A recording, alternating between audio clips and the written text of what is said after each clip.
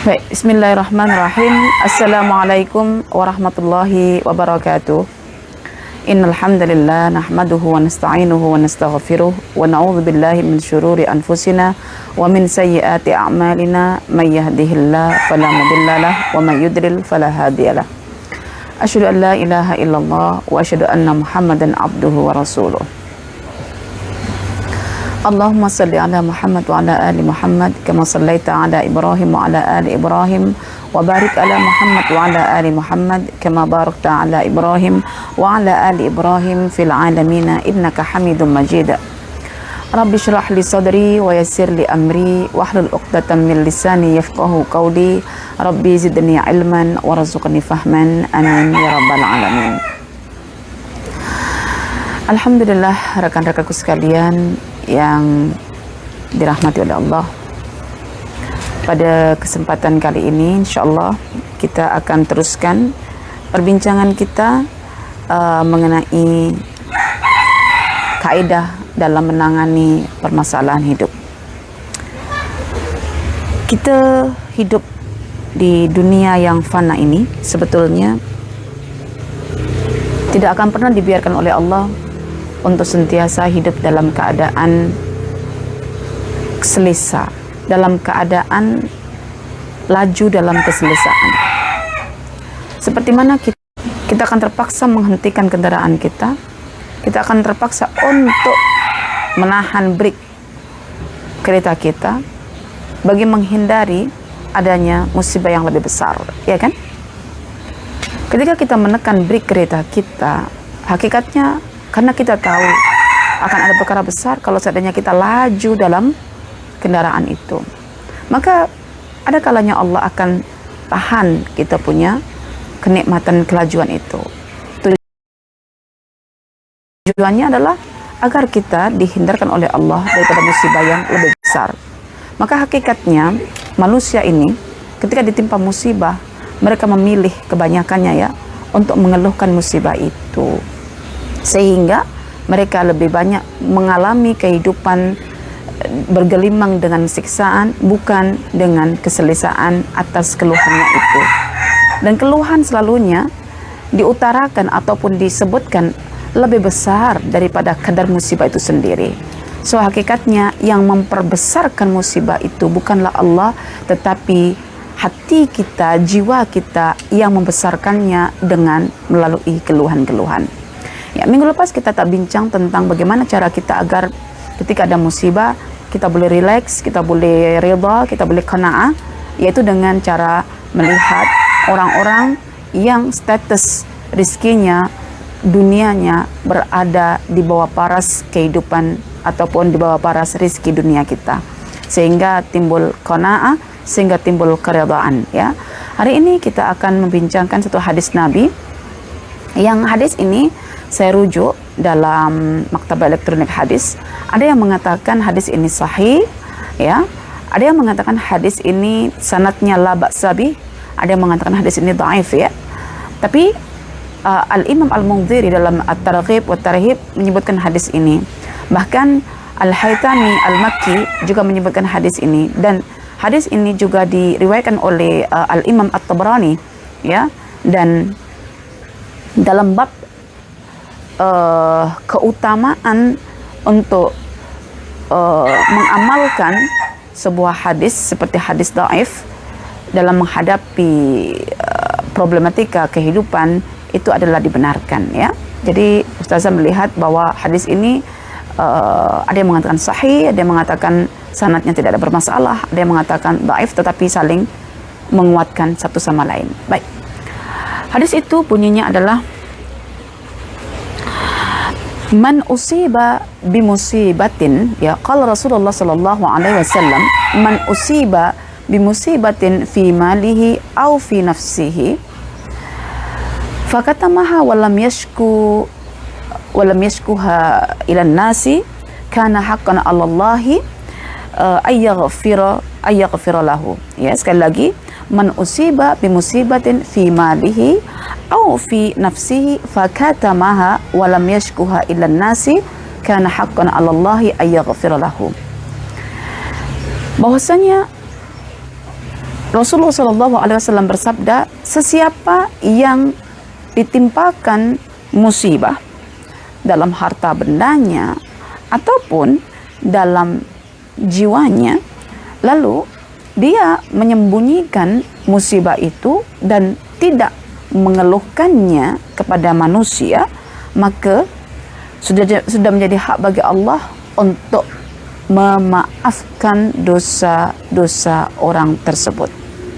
Ya, sekali lagi, man usiba bimusibatin fi malihi au fi nafsihi fakatamaha walam yashkuha ilan nasi kana haqqan 'alallahi ay yaghfira lahu.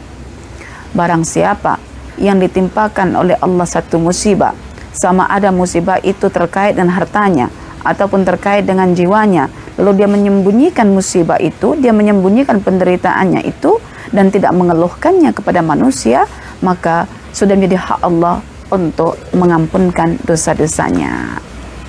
Baik,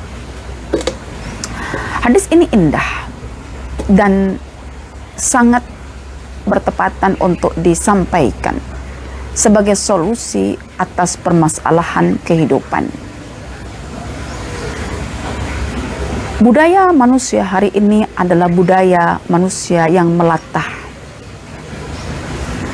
Latahan mereka itu melebihi kadar musibah itu sendiri. Ya, ada kalanya orang ditimpakan oleh Allah ya satu gigi yang sakit, tetapi raungannya boleh didengar oleh jiran-jiran sebelah. Ya, satu gigi. Ustazah belum pernah mengalami sakit gigi kan? Oke, Ustazah dah pernah dah. Memang menangis, menahan sambil coba untuk mendatangkan nikmat-nikmat apa yang selama ini saya lupakan. Sakitnya luar biasa, memang sakit. Tapi jangan sampai kita meraung sampai jiran kita dengar. Karena hakikatnya keluhan kita, latahan kita itu sudah melebihi batas kadar musibah itu sendiri. Hanya satu gigi yang sakit, ya. Tetapi kita melupakan akan nikmat sehatnya kepala kita yang masih boleh untuk digerakkan. Kita masih lupa akan nikmat sehatnya tangan kita. Kita masih lupa lagi dengan nikmat mata kita. Kita lupa lagi dengan nikmat perut kita. Kita lupa lagi dengan nikmat organ-organ yang lain seperti jantung, liver, buah pinggang dan lain sebagainya. Hanya karena satu sahaja yang sakit, yaitu satu gigi saja, bukan semua gigi, satu gigi saja yang sakit. Seolah-olah kesakitan itu sudah menutup seluruh nikmat Allah. Sama seperti satu keburukan kawan kita, satu je silapnya itu, tapi boleh menutup semua kebaikan-kebaikan kawan kita yang lain. Satu je kita punya masalah, tapi boleh meleret pada semua masalah. Disangkutkan ini, sangkutkan itu, sangkutkan sana, situ. Masya Allah. Samalah. Kalau kita sendiri tak mampu menghadapi satu sakit saja dalam diri kita dan menutup semua nikmat yang lain, besar kemungkinan ketika kita berinteraksi dengan manusia juga kita akan menutup semua kebaikan orang lain dengan apa? Dengan satu keburukannya, dan kita menganggap semua kebaikan ada pada kita dan keburukan kita yang melimpah ruah laksan lautan itu hanya semacam semut kecil yang tidak bermakna. Masya Allah. Jadi sangat bagus hari ini kita membincangkan hadis Nabi mengenai musibah yang menimpa harta seseorang dan menimpa jiwa seseorang. Kita ambil sampel harta ataupun jiwa, ya. Sebab inilah yang paling dekat dengan manusia. Kononnya manusia boleh buat segala-galanya kalau ada duit, ya. Duit. Sebetulnya duit itu bukan harta, tapi dia dinamakan harta karena dia boleh dijadikan sebagai media untuk menukar, ya. Sebagai alat transaksi untuk membeli sesuatu yang berharga, namanya rizki. Maka duit dimasuk kategorikan harta benda atau rizki duniawi. Baik. Hadis Nabi ini adalah sebetulnya menjelaskan tentang firman Allah Subhanahu wa taala dalam surah Al-Ma'arij. Innal insana khuliqa halu'a. Idza massahu syarru jazua Wa idza massahul khairu manu'a illal musallin. Manusia itu diciptakan oleh Allah dalam keadaan berkeluh dan berkesah. Jika ditimpakan keburukan, dia mengeluh, bersedih, putus asa, dan jika dia ditimpakan kenikmatan, dia lupa, dia bangga, dia tamak, dan dia bakhil. Itulah manusia. Bagaimana sekarang kita memposisikan diri kita ketika mana Allah menarik harta benda kita, Allah menarik kesehatan kita, jiwa kita, ataupun jiwa orang-orang yang kita cintai. Bagaimana caranya agar kita tidak masuk kategori khuluqal insanu halu'a? Bagaimana juga ketika Allah memberikan kita rizki yang melimpah, kita juga tidak masuk kategori manu'a? Ya, kita perlu bimbingan hadis Nabi Sallallahu Alaihi Wasallam. Sebab kalau seandainya kita berlepas diri daripada petunjuk sunnah Nabi Sallallahu Alaihi Wasallam, tentu kehidupan kita akan semakin rumit, runyam, dan melahirkan banyak siksaan. Ya, jadi manusia perlu diketahui bahwa dorongan tabiat semula jadinya adalah mudah tidak puas, tergesa-gesa, dan memiliki tabiat yang buruk.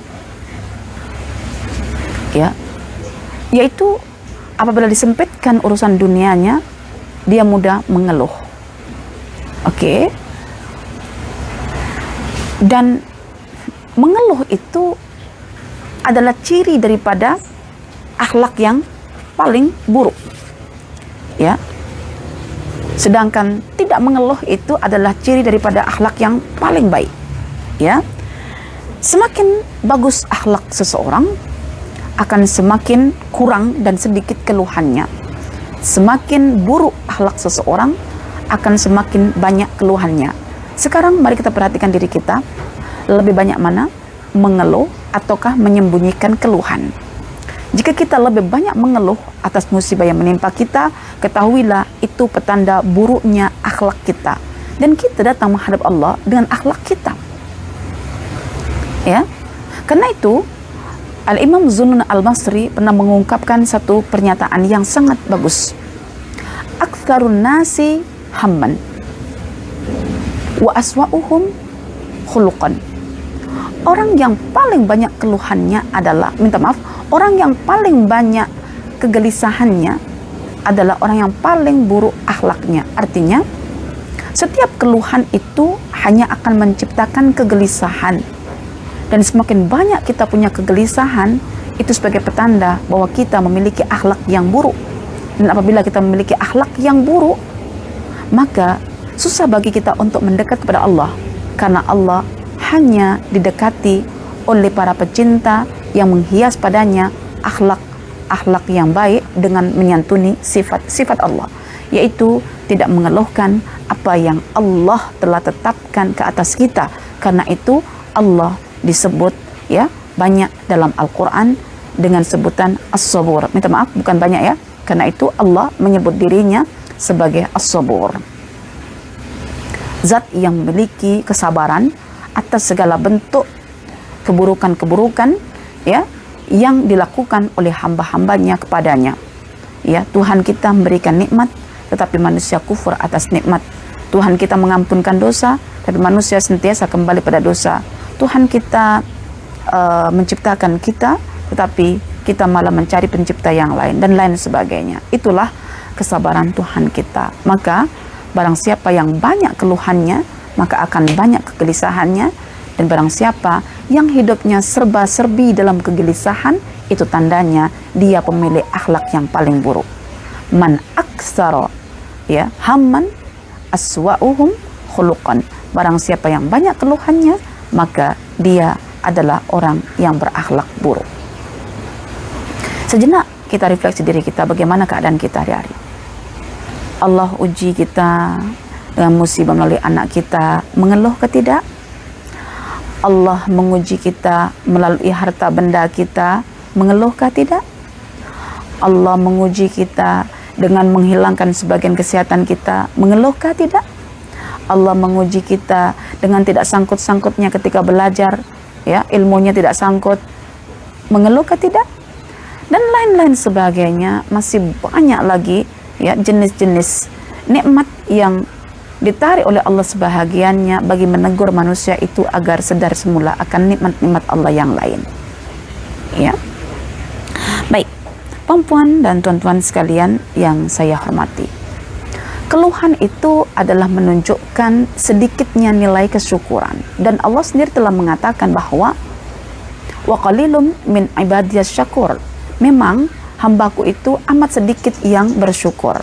Dan syaitan telah beristihar, ya, di hadapan Allah, ya, dengan ketuanya namanya iblis, bahwa mereka sanggup untuk memesongkan manusia. Dan yang dipesongkan itu adalah manusia yang tidak mampu untuk bersyukur. Karena apa? Orang yang tak bersyukur akan memiliki banyak keluhan, dan orang yang memiliki banyak keluhan itu tanda akhlaknya buruk, dan akhlak ketika sudah buruk mudah bagi syaitan untuk bertapak di dalam dadanya. Sehingga setiap tindakan-tindakannya itu adalah hasil ilham daripada syaitan itu sendiri untuk melakukan kejahatan. Alangkah baiknya seandainya kita ketika memiliki kenikmatan atau ketika kita kehilangan satu kenikmatan, kita kembali kepada petunjuk hadis Nabi Sallallahu Alaihi Wasallam. Sebab apa?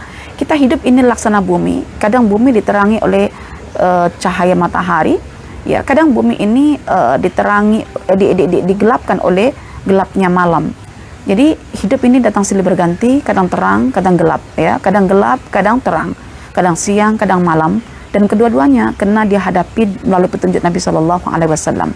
Oke, pertama, kadang-kadang kita melihat diri kita tercekam dalam ketakutan, tercekam dalam kegelisahan, tercekam dalam ketidakpastian karena rizki kita tidak dijadikan oleh Allah bersifat tetap. Artinya kadang naik kita ada rizki, kadang turun, ya, surut kita tiada rizki. Tetapi dalam menghadapi perkara ini, ya, Nabi Shallallahu Alaihi Wasallam mengingatkan perkara yang paling ringan dulu, yaitu masalah musibah yang menimpa kita ketika surut rizki. Kalau kita banyak rizki, itu perkara lebih besar lagi. Itu besar, tapi kita tak menyangka itu besar. Rasulullah menggariskan perkara yang paling ringan dulu, karena ini terkait dengan perbuatan Allah. Kita tak punya pilihan selain kita kena menerima, begitulah. Jadi Rasulullah mengajarkan kita, kalau seandainya kita ditimpakan oleh Allah musibah dalam harta kita atau jiwa kita, tolong jangan dikeluhkan, tapi sembunyikan. Mengapa demikian? Sebab ada kalanya ampunan Allah itu turun bukan karena kita melakukan kebaikan, tetapi ada kalanya ampunan Allah itu turun karena kita menghadapi musibah. Maka sungguh rugi bagi orang yang menghadapi musibah tapi dia terlepas daripada pahala. Ya, karena itu tidak mengeluhkan musibah ataupun tidak membicarakan musibah yang menimpanya itu pada rakan-rakannya. Iya, aku begini, aku begini, aku begitu. Itu tanda kesempurnaan jiwa seseorang. Dalam hal ini, Al-Imam Asy-Syafi'i dalam kitab Manaqib Asy-Syafi'i jilid yang kedua, beliau menyebutkan satu ungkapan atau kenyataan yang sangat menarik dan berada dalam jiwa kita seandainya kita membaca dengan penuh pemaknaan. Beliau mengatakan bahwa kesempurnaan jiwa manusia itu sesungguhnya adalah terletak pada 3 perkara. Tolong diingat baik-baik bahwa kesempurnaan jiwa manusia itu terletak pada 3 perkara. Artinya perempuan kena relatekan diri perempuan dengan 3 perkara ini. Sama ada masuk kategori ke tidak, sila kita merujuknya. Ya, kesempurnaan jiwa seseorang terletak pada 3 perkara. Pertama, menyembunyikan kefakiran sehingga orang lain menyangka bahwa Anda adalah orang yang berkecukupan. Menyembunyikan kefakiran ya, sehingga orang lain menyangka bahwa Anda adalah orang yang berkecukupan. Menyembunyikan bermakna tidak mengeluhkan, tidak membicarakan pada manusia. Sebenarnya saya tak tahu siapa Anda sebetulnya. Yang tahu Anda hanya Allah Subhanahu wa taala. Tetapi orang lain tahu, tidak seperti mana Allah tahu. Menyembunyikan kefakiran sehingga orang lain menyangka bahwa Anda adalah orang yang berkecukupan. Yang kedua, menyembunyikan kemarahan Anda ketika Anda marah, sehingga orang lain menyangka bahwa Anda adalah orang yang ridha. Jadi kalau Anda marah, jangan diluahkan kemarahannya itu. Jangan ditunjuk-tunjukkan. Sehingga nampak dalam pandang manusia itu Anda itu orang yang ridha begitu. Sembunyikanlah kemarahan itu. Dan yang ketiga, menyembunyikan penderitaan sehingga orang lain itu menyangka bahwa Anda adalah orang yang bahagia. Sembunyikan kefakiran, sembunyikan kemarahan, dan sembunyikan penderitaan. Dengan penyembunyian 3 perkara, tidak mengeluhkan pada manusia, jiwa Anda akan sempurna karena pada Anda akan terhias 3 perkara. 1, kecukupan, 2, keridhaan, dan 3 adalah kebahagiaan. Bila membaca ungkapan kenyataan Al-Imam Asy-Syafi'i tersebut, saya terus melihat diri saya. Ya Allah, adakah saya mampu untuk menyembunyikan kemarahan saya sehingga orang lain menyangka, Ustaz saya itu orangnya paling ridha? Adakah mampu saya untuk menyembunyikan kefakiran saya sehingga orang lain tuh menyangka, Ustaz saya itu serba cukup lah? Adakah mampu saya untuk menyembunyikan penderitaan saya di saat saya begitu menderita, sedangkan orang lain menyangka bahwa saya adalah orang yang paling bahagia? Mungkin puan-puan akan melihat bagus ungkapan ini, tapi saya percaya puan-puan akan bertanya, "Macam mana caranya, Ustazah?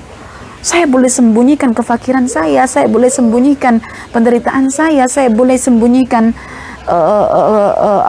kemarahan saya tanpa menunjukkan, membahasakan, mengeluhkan, menceritakan pada manusia." Oke, semua ini kembali kepada sejauh mana makrifat Anda kepada perbuatan Tuhan Anda. Adakah Tuhan Anda sengaja memberikan segala sesuatu berbentuk kemiskinan, kemarahan, ataupun kesakitan, penderitaan itu saja untuk menyakiti Anda? Sejauh mana kita punya makrifat dan sejauh mana kita punya baik sangka pada Tuhan kita? Itu yang boleh melatar belakangi jiwa kita sempurna dengan tidak mengeluhkan perkara-perkara buruk yang menimpa kita, seolah-olah manusia menyangka kita adalah orang yang bahagia, kita adalah orang yang paling ridha, dan kita adalah orang yang paling berkecukupan. Karena itu, perhatikan ayat Allah dalam Al-Quran surah An-Najm. Ketika Allah berfirman tentang 2 perkara yang saling berlawanan, ya, Allah berfirman tentang adhaka wa abka. Adhaka, ya, wa annahu huwa adhaka wa abka. Allah itu membuat orang tertawa dan juga menangis. Oke, tertawa lawannya menangis. Wa annahu huwa amata wa ahya. Dan Allah lah yang mematikan dan menghidupkan. So, mati lawannya hidup. Wa annahu khalaqaz zawjaini dzakara wal unsa. Jika ada laki, maka lawannya ada perempuan. Iya kan? Sampailah Allah mengatakan wa annahu huwa aghna wa aqna. Dan dialah yang memperkayakan seseorang, menjadikan orang itu kaya, dan juga menjadikan orang itu cukup. Apakah ini lawan? Iya, ini lawan sebetulnya. Allah membuat seseorang itu kaya, dan Allah membuat seseorang itu cukup. Aghna, mengkayakan orang, aqna, mencukupkan orang. Pertanyaannya, Anda serba dalam kecukupan tak? Ketika Anda merasa fakir, Anda merasa serba kecukupan tak? Ketika pada faktanya Anda adalah orang fakir. Jadi saya melihat sebetulnya ayat yang dikemukakan oleh Allah di situ, wa annahu huwa aghna wa aqna, itu asalnya adalah wa annahu huwa aghna wa afqara. Dan dialah yang telah menjadikan seseorang itu kaya dan menjadikan seseorang itu fakir. Sebab kata fakir itu memang disebut Allah dalam Al-Quran. Ya ayuhan nasu antumul fuqara. Bahwasanya kalian semua itu fakir, perlu pada Allah. Tapi kenapa dalam bab kekayaan harta benda ini Allah meletakkan kaya dan cukup? Satu isyarat bahasa yang sangat tinggi bahwa pada dasarnya manusia itu dalam segi ekonomi ada kaya, ada miskin, itu jelas. Ya, itu jelas. Ada kaya, ada fakir. Tapi mengapa Quran itu ada kaya, ada cukup? Artinya ketika Anda fakir, Anda diminta untuk merasa cukup, menyembunyikan kefakiran Anda. Karena sebetulnya apa yang Allah beri ke kita itu melebihi batas keperluan kita. Jadi kita tak pernah sebetulnya dalam keadaan fakir. Cuma manusia menghadapi kenyataan hidupnya, membahasakan dirinya seperti layaknya orang fakir. Bagaimana cara kita mengentaskan diri kita daripada kefakiran? Contoh begitu ya, agar makna kalam Allah wa annahu huwa aghna wa aqna itu terwujud. Maka Rasulullah mengajarkan kita bagaimana caranya agar Anda merasa cukup ketika Allah fakirkan Anda. Unzur, tengoklah ya, ila man huwa asfala minkum. Tengoklah ya, dalam bab urusan dunia itu kepada orang yang di bawah kamu.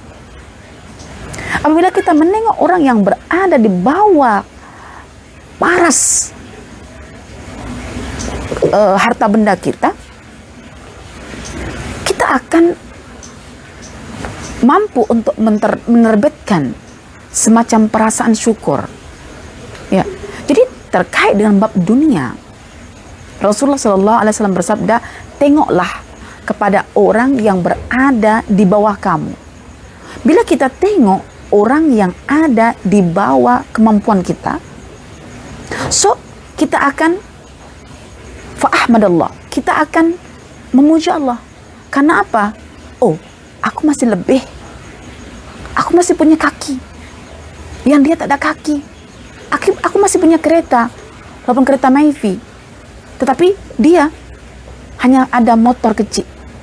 Oh, aku masih punya anak-anak yang sehat, cergas semuanya, sedangkan dia anaknya tengah sakit.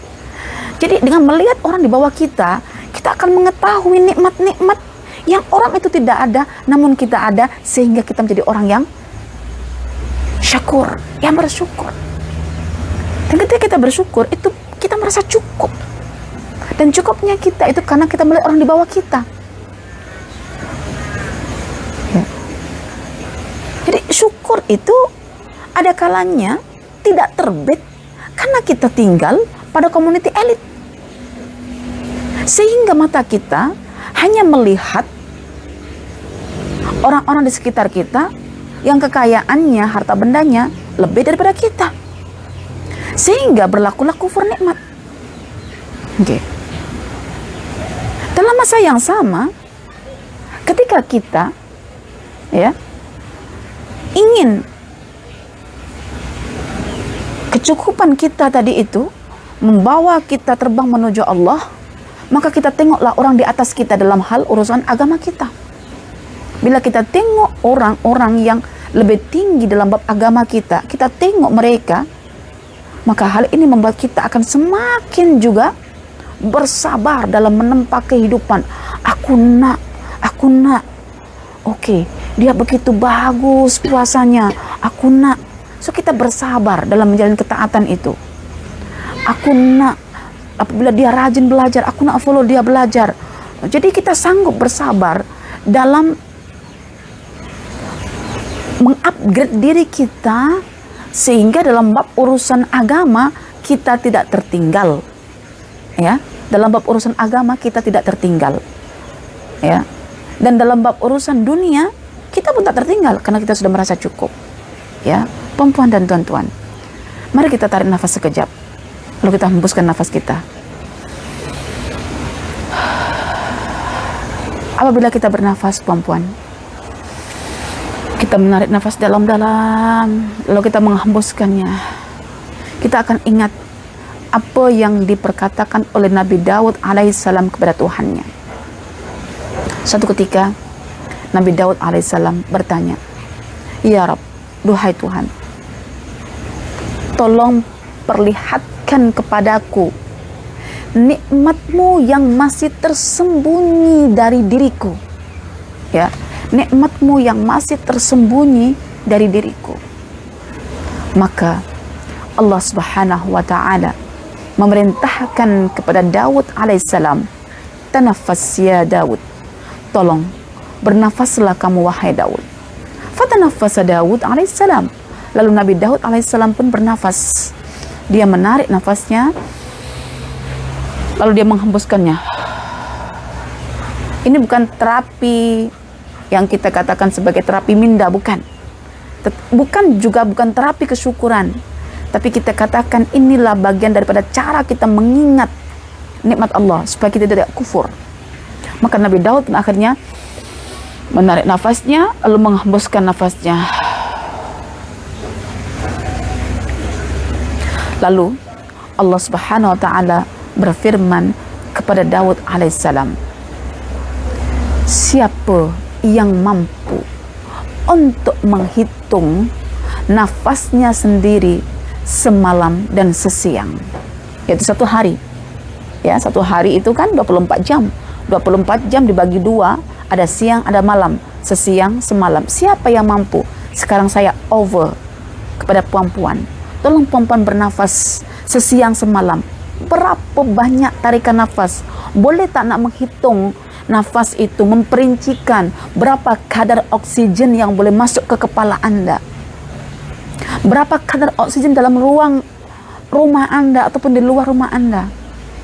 Bagaimana hidung kita diciptakan rongga di dalamnya, ada bulu-bulunya. Mengapa hidung ini sentiasa dalam keadaan hangat, tidak pernah sejuk? Ya, pernah tak kita menghitung, memperincikan nikmat yang baru satu? Yang inilah dikatakan oleh Allah kepada Daud alaihissalam, nikmat yang tersembunyi dan jarang orang memahami ini sebagai sebuah nikmat yang hakiki. Bunga yang wangi tidak pernah merusak hidung kita, justru aroma yang wanginya membuat hidung kita selesa. Siapa yang boleh menghitung ini sebagai nikmat? Mata yang memandang warna-warni bunga yang mekar, yang indah, yang pesona. Siapa yang membuat tampilan bunga itu dapat ditangkap oleh mata kita sehingga kita boleh menentukan cantiknya color kuning, cantiknya dikombin dengan color merah, ya, dengan backgroundnya daun-daun yang hijau. Masya Allah. Ketika kita merasa nikmat dengan nikmatnya penglihatan, nikmat dengan nikmatnya penghiduan, nikmat dengan nikmatnya pernafasan, itulah hakikat nikmat yang kita dijadikan oleh Allah tersembunyi. Namun kita mampu membacanya ketika nanti hidung kita tak mampu lagi untuk mencium aroma wangi bunga kita. Masuk taman, wangi. Akhirnya kita tercari apa yang wangi, yang membuat aku selesa nih. Dicarinya. Oh, itu dia bunganya. Lalu kita merenungkan bunga itu dengan pikiran kita. Seperti mana bunga ini mengeluarkan aroma yang wangi membuat hidungku selesa, demikian juga aku belajar. Aku ingin menciptakan keselesaan pada orang di sekitar saya agar mereka orang di sekitar saya itu tidak merasa bosan, benci, muak dan muntah dengan saya. So nikmat sekali lagi Allah bagikan dengan pemerhatian, dengan hidung kita, dengan pemikiran kita jadi insan yang terbaik. Bukankah itu nikmat? Lalu kenapa kita hidup hanya bersifat tertutup dan terkungkung oleh pemikiran dunia kita, seolah-olah bila harta kita disurutkan oleh Allah itu adalah musibah yang membuat kita gelisah. Padahal dengan adanya musibah itu Allah menjentik kita, mana nikmat Tuhan lain yang kamu dustakan, sehingga kita boleh mengaktifkan. Tadinya sakit gigi, kita boleh onkan hidung kita mencium aroma yang wangi dalam kebun rumah kita, melihat cantiknya bunga-bunga di sekitar kebun kita. Akhirnya kita boleh mengatakan subhanallah, alhamdulillah. Dari mana asalnya itu? Daripada teguran satu sakit dalam diri kita. Ya, jadi perempuan dan tuan-tuan, itulah perkataan Daud. Dan Daud itu dalam Al-Quran itu unik, ya. Uniknya itu sebutan syukur itu dikaitkan dengan beliau, ya, seperti yang Allah sebutkan dalam Al-Quran surah Saba, surah yang surah Saba, ya, surah Saba, surah yang ke-34, ya, dan ayat yang ke-13, i'malu ala Dawuda syukra, ya, bekerjalah kamu wahai keluarga Daud, ya, semata-mata itu sebagai wujud kesyukuran kamu. Syukur, ya, syukur nikmat. Oke. Jadi puan-puan dan tuan-tuan sekalian, itu barulah dikatakan sebagai kaedah melalui petunjuk Nabi SAW. Bila kita ditimpakan musibah oleh Allah, kita cuba untuk menyimpannya, kita menyembunyikannya, seolah-olah yang tampil dalam diri kita adalah keindahannya, yaitu serba kecukupan, serba bahagia, dan serba lapang atau ridha. Ustazah, ini maknanya tidak hipokrit ke kita? Ya, itu yang saya katakan. Benda ini diungkapkan oleh Al-Imam Asy-Syafi'i. Kita tanya, siapa Imam Asy-Syafi'i itu? Jadi tak semua orang boleh buat benda macam ini. Maka kita kena juga belajar menata hati kita, yaitu dengan dihias pada hati kita itu baik sangka pada Allah. Dan baik sangka itu muncul lantaran kita mengenal Allah. Dan mengenal Allah itu muncul karena kita berpikir tentang Al-Quran, berpikir tentang fenomena alam, berpikir tentang nikmat-nikmat Allah, berpikir tentang penciptaan kita dan lain sebagainya. Kita kena berpikir. Jangan sampai hilang pemikiran, maka akan hilang baik sangka kita kepada Allah Subhanahu wa Ta'ala. So, kalau kita berburuk sangka pada Allah, itu adalah sesuatu yang paling buruk. Ya, jadi perempuan dan tuan-tuan sekalian, hidup kita hanya akan dihadapkan pada dua perkara. Dan kita boleh memilihnya. Ya, dua perkara itu adalah sama ada kita bersabar dan bersyukur, atau kita mengeluh dan kita berbangga. Ya, kita kena tahu permasalahan kita sudah disebutkan dalam Al-Quran bahwa masalahnya manusia ini adalah zalum, yaitu ketika ditimpakan penderitaan dia segera bersedih hati dan mengeluh. Ya, dan yang kedua, manusia itu kafar, ketika ditimpakan kesenangan dia bertindak bangga dan bakhil gila. Bagaimana cara kita mengubah zalum, kafar menjadi sabar, syakur? Caranya hanya dengan mengikuti petunjuk hadis Nabi. Untuk bersabar, untuk bersyukur, Nabi telah menjelaskan dua perkara sekiranya ada pada diri manusia, maka manusia itu disebut sebagai manusia yang bersabar dan bersyukur. Apakah dua perkara itu? Dua perkara itu adalah, pertama, dalam bab urusan dunianya, dia kena melihat orang yang berada di bawahnya, sehingga dia boleh memuji Tuhannya. Yang kedua, kepada orang yang tinggi agamanya, dia kena melihat kepada urusan agamanya, dia kena melihat kepada orang yang lebih tinggi agama atau ibadahnya, sehingga dia mampu untuk bersabar dalam menjadikan dirinya sebagai orang-orang yang ahli ibadah. Dua itulah jika ada, maka orang akan digelar sebagai orang yang bersabar dan bersyukur. Hilangnya dua perkara itu akan membuat orang menjadi zalum, kafar. Apakah dua perkara itu? Yaitu dibalik. Dalam hal urusan dunia, dia menengok kepada orang yang lebih tinggi dunianya. Dan dalam urusan agamanya, dia menengok kepada orang yang lebih rendah agamanya. Apa jadinya? Yang jadi adalah ketika dia ditimpakan musibah, dia akan mengeluh karena dia asyik tengok orang di atasnya. Ketika dia ditimpakan kesenangan, dia bakhil dan tak mudah untuk bersyukur. Kenapa? Dalam bab urusan agama, dia tengok orang di bawahnya, sehingga dia tampil sebagai hamba yang zalum, kafar. Tapi kita kena ingat, walau bagaimanapun manusia atas dasar kekurangannya yang bersifat zalum dan kafar, sungguh Allah Subhanahu wa Ta'ala itu adalah Ghafurun Rahim, Maha Pengampun lagi Maha Penyayang. Aqulu qauli hadza wa astaghfirullah li wa lakum. Wassalamualaikum warahmatullahi wabarakatuh.